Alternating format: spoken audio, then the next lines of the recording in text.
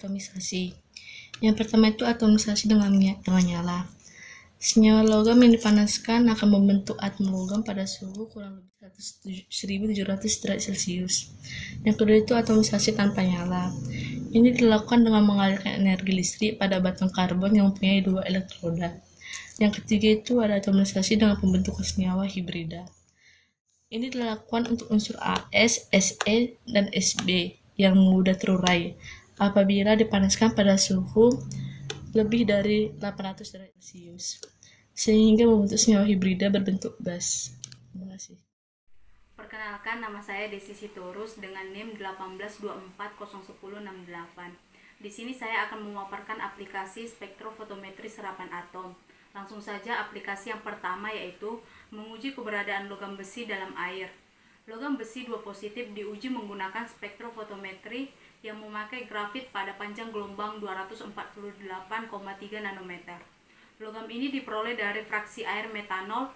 Hasil penelitian ini dapat disimpulkan bahwa penggunaan larutan organik dalam menurunkan keakuratan analisa logam.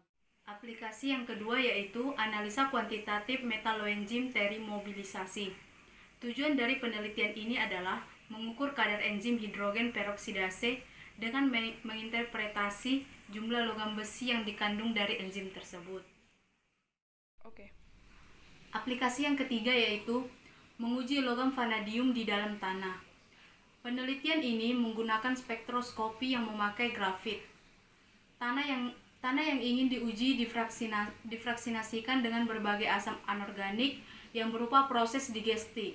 Ketika didapatkan konsentrasinya dalam asam klorida, baru diencerkan dengan air dan dideteksi dengan spektroskopi. Yang keempat yaitu menganalisis elemen kelumit atau track elemen pada jaringan kelinci. Penelitian ini bertujuan untuk menganalisis beberapa elemen kelumit berupa besi, tembaga, dan seng pada jaringan kelinci yang memiliki pola makanan tinggi kadar lemak. Hasil dari penelitian ini adalah logam besi ternyata mampu mempercepat proses aterosklerosis. Sekian pemaparan saya. Jika ada tutur kata yang salah, mohon dimaafkan. Terima kasih. Sore, perkenalkan, nama saya Ran Marito, NIM saya 182401003. Baik, di sini saya akan menjelaskan tentang bagian atau komponen dari alat spektrofotometer. Yang pertama yaitu sumber sinar polikromatis yang berfungsi sebagai sumber sinar polikromatis yang berbagai macam panjang gelombang tertentu. Yang kedua, monokromator yang berfungsi untuk mengubah cahaya polikromatis menjadi cahaya monokromatis. Yang ketiga, letak sampel, yaitu dimana untuk meletakkan sampel. Yang keempat, detektor untuk menangkap sumber sinyal listrik dari sampel tersebut. Yang kelima itu readout untuk membaca besar panjang gelombang dari sampel tersebut. Sekian dari saya, terima kasih. Halo, nama saya Anggika Permatasari, NIM 1886. Di sini saya akan membahas salah satu materi tentang spektrofotometri serapan atom. Saya akan membahas kelebihan dan kekurangan dari spektrofotometri serapan atom. Yang pertama adalah kelebihannya. Kelebihan dari spektrofotometri serapan atom adalah dapat menganalisis konsentrasi oleh logam berat yang terdapat dalam sampel secara akurat, karena konsentrasi yang terdapat ataupun yang terbaca pada alat SSA berdasarkan banyaknya sinar yang diserap yang berbanding lurus dengan kadar zat. Yang kedua itu adalah analisis sampel dapat berlangsung dengan cepat. Yang ketiga itu adalah dapat diaplikasikan kepada banyak jenis unsur dalam banyak jenis contoh. Yang selanjutnya adalah spektrofotometri serapan atom dapat menganalisa sampel sampai pada kadar yang terendah dalam satuan persen, sedangkan metode yang lain seperti volumetrik hanya dapat menganalisa sampel dalam keadaan kadar yang tinggi, yaitu juga dalam satuan persen. Nah, adapun kekurangan dari spektrofotometri serapan atom adalah hanya dapat menganalisis logam berat dalam bentuk atom-atom, karena SSA dapat menganalisis logam berat dan atom-atom karena tidak berwarna. Adapun yang kedua yaitu sampel yang dianalisis harus dalam suasana asam. Jika sampel belum dalam suasana asam, maka harus dibuat terlebih dahulu dalam suasana asam, yaitu pada pH 3 ataupun pH 2. Yang ketiga itu adalah biaya operasionalnya lebih tinggi dan peralatan spektrofotometri serapan atom itu lebih mahal. Ya, itu aja pemaparan dari saya tentang kelebihan dan kekurangan spektrofotometri serapan atom. Terima kasih.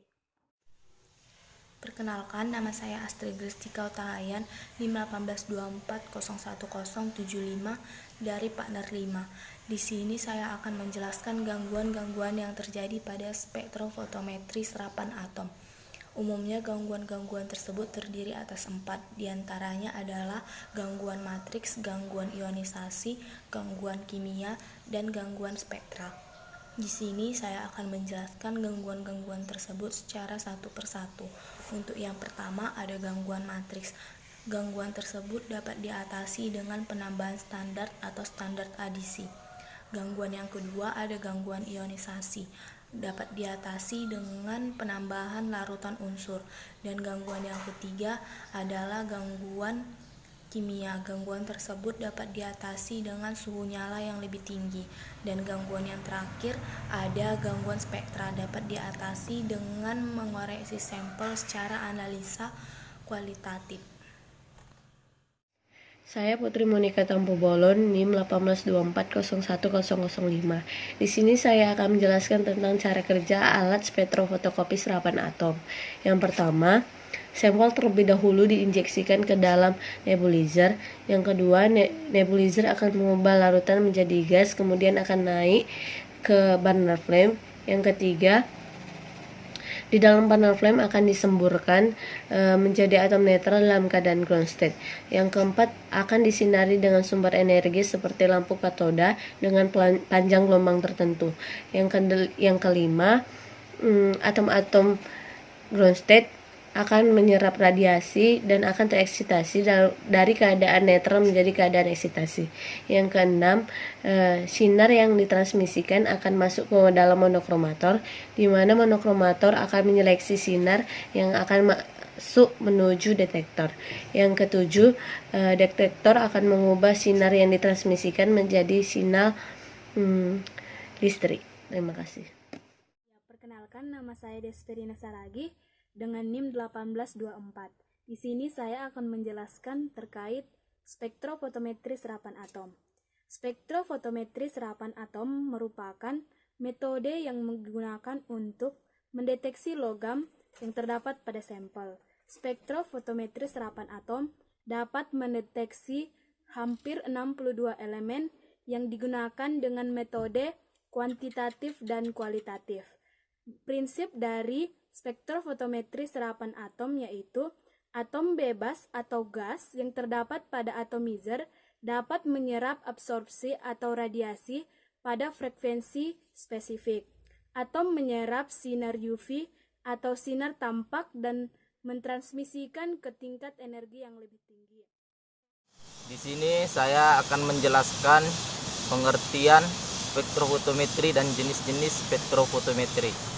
Yang pertama, spektrofotometri adalah suatu metode dalam kimia analisis yang digunakan untuk mengukur konsentrasi suatu sampel secara kuantitatif berdasarkan interaksi antara materi dengan cahaya. Cahaya yang diserap oleh materi akan keluar sebagai transmittans atau absorbans. Dan yang kedua yang saya sebutkan adalah jenis-jenis spektrofotometri. Dalam kimia analisis setidaknya ada 4 terdapat jenis spektrofotometri. Yang pertama yaitu spektrofotometri serapan atom atau SSA, itulah yang kita gunakan pada percobaan ini. Yang kedua, spektrofotometri UV visible. Yang ketiga, spektrofotometri inframerah. Dan yang terakhir, spektrofotometri resonansi magnetik inti. Yang saya akan menjelaskan tentang spektrofotometri serapan atom yang merupakan metode analisis suatu unsur secara kuantitatif yang pengukurannya berdasarkan penyerapan cahaya dengan panjang gelombang tertentu, di mana spektrofotometri serapan atom tersebut memiliki 2 hukum dasar, yaitu lambat dan bir. Hukum lambat di mana jika suatu sumber sinar monokromatik melewati medium transparan, maka intensitas sinar yang diteruskan berkurang dan bertambahnya ketebalan medium yang mengabsorpsi. Sedangkan hukum BIR tersebut di mana intensitas cahaya, intensitas sinar yang ditekankan yang diteruskan berkurang secara eksponensial dengan bertambahnya konsentrasi sesi yang menyerap sinar tersebut. Komponen pada spektrofotometri serapan atom. 1. Lampu katoda yang memiliki masa pakai selama 1000 jam. Yang kedua, tabung gas berupa gas asetilen dengan kisaran suhu lebih kurang 20.000 derajat Kelvin. Yang ketiga, ducting yang merupakan bagian cerobong asap untuk menyedot asap atau sisa pembakaran pada SSA. Yang keempat, kompresor, yaitu alat yang terpisah dengan main unit, berfungsi untuk menyuplai kebutuhan udara pada waktu pembakaran atom. Yang kelima, burner, berfungsi sebagai tempat pencampuran gas asetilen dan aqueous agar tercampur merata dan dapat terbakar pada pemantik api. Yang keenam, sumber atomisasi. Sumber atomisasi ini dibagi menjadi dua, yaitu sistem nyala dan sistem tanpa nyala. Yang ketujuh, buangan pada AAS. Ini disimpan di dalam dirigen dan diletakkan terpisah pada AAS. Yang kesembilan, detektor, berfungsi mengubah energi cahaya menjadi energi listrik yang memberikan suatu isyarat listrik berhubung dengan daya radiasi. Yang ke-10, sistem pengolahan, berfungsi untuk mengolah kuat arus dan detektor menjadi besaran daya serap atom transmisi yang selanjutnya diubah menjadi data dalam sistem pembaca. Yang ke-11, sistem pembaca. Sistem ini merupakan bagian yang menampilkan suatu angka atau gambar yang dapat dibaca oleh mata. Baiklah, perkenalkan nama saya Davi Morris Tumiang dengan NIM 182401055. Di mana di sini saya akan menjelaskan atau memberitahu sedikit tentang daripada fungsi alat, yaitu spektrofotometri serapan atom.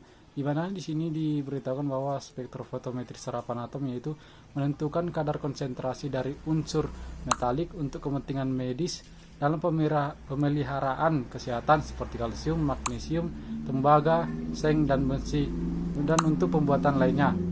Mungkin sedikit dari yang saya beritahukan. Terima kasih.